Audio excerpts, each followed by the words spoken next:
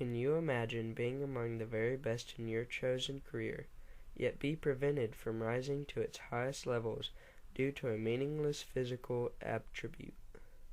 Before 1946, African Americans were not allowed to play for Major League Baseball teams. America has struggled with the issue of civil rights since the birth of our nation. Slavery was abolished during the Civil War, but it would take many years for African Americans to begin to enjoy even the most basic liberties that we now take for granted. Reconstruction in the South after the Civil War was difficult as Southerners clung to the long-held ideology that black people were inferior to whites. After the Emancipation Proclamation was signed by President Abraham Lincoln, Southern lawmakers began to enact laws known as black codes, which sought to maintain white supremacy over people of color. These laws would later give way to what was known as Jim Crow laws.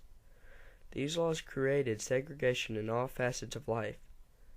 African Americans had separate schools, restaurants, restroom facilities, and even drinking fountains. They were expected to be subservient to white people. In the case of Plessy v. Ferguson in 1896, the Supreme Court upheld the doctrine of separate but equal, and in doing so allowed the continuation of legal segregation. Baseball was considered America's pastime, and as such mirrored the social feelings of the time. By unwritten agreement, the owners of the Major League Baseball clubs excluded minority players from becoming professional ball players. As early as the 1880s, black players began forming their own teams. In the beginning, most black teams did what was known as barnstorming. They would travel from town to town playing in exhibition games against other organized teams or locals. Some players continued this practice in order to make extra money, even after organized black professional leagues were formed. In 1885, a group of African American baseball players formed a team that would be known as the Cuban Giants. There were rarely ever any Cubans on the team, though. The name was taken to capitalize on the fact that at the time the United States had a good relationship with the Latin American island nation. Black ball players, mostly all-American citizens, could pass for dark-skinned Cuban nationals in order to make it palatable for white spectators to pay to watch them play. The team was said to be exceptional in its baseball skill and rarely lost against white amateur teams. The success of the Cuban Giants spawned imitators such as the Cuban X-Giants, the Cuban Stars, and the New York Cubans, and eventually the formation in 1887 of the first black professional baseball league, the National Colored Baseball League. The league consisted of 6 teams and folded after only 2 seasons due to poor attendance. Many black ball players made the majority of their income playing with the white semi-pro teams, but Jim Crow laws, along with the verbal abuse heaped on whites playing on the teams that allowed black players, ended this practice. Barnstorming teams continued to operate and play wherever they could make money. Whites would not come to see black ball players, and African American fans simply did not have money to spend to watch a baseball game. That began to change when America entered World War I. The need for workers in manufacturing plants to help in the war effort allowed blacks from the South to migrate north for better-paying jobs. This, coupled with the fact that many white professional ball players were fighting in the war, finally allowed the formation of a financially viable Negro League.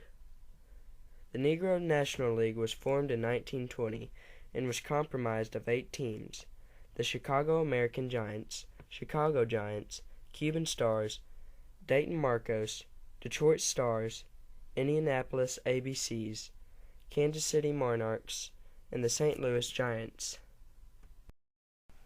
The new league had many star players over the years in which it was active. Oscar Charleston, an outfielder with the Indianapolis ABCs, led the Negro National League in batting, home runs, and stolen bases in 1921. Bill James, who is considered to be the man who pioneered a new approach for the statistical analysis of players, ranked him as the game's 4th greatest player of all time. James, in his book, The New Bill James Historical Baseball Abstract, ranks Charleston behind only Babe Ruth, Honus Wagner, and Willie Mays. Catcher Josh Gibson of the Homestead Grades was known as the Black Babe Ruth. He once hit a monstrous home run that hit just below the roof of Yankee Stadium. He was ranked 9th of all time by Bill James. Right-handed pitcher Smokey Joe Williams once threw a perfect game. This is an incredible feat for any pitcher, which entails allowing no batter to reach base and normally involves the help of the fielders, who record some of the outs off batted balls. Williams struck out all 27 men he faced during that game. James Thomas Bell, known also as Cool Papa Bell, is said to be among the fastest men to have ever played baseball. Satchel Paige, a star pitcher in the Negro Leagues, said Cool Papa could turn off the lights and be in bed before it was dark. These men and many others in the Negro Leagues were more than talented enough to compete with white players, and likely would have excelled if given the chance to play in the major leagues. As the struggle for racial equality continued in America, a major blow was struck in 1946. Branch Rickey, the general manager of the Brooklyn Dodgers, had been trying for many years to find the right time and player with which to integrate black players into the major leagues. He found that player in Jackie Robinson. Robinson, a second baseman for the Kansas City Monarchs, was signed to a minor league contract in 1945 to play for the Montreal Royals, one of the minor league affiliates of the Brooklyn club.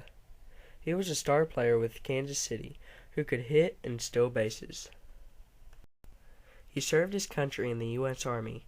Rickey, knowing Robinson would be attacked by white baseball players and fans, made Jackie promise not to fight back in the face of racial bigotry.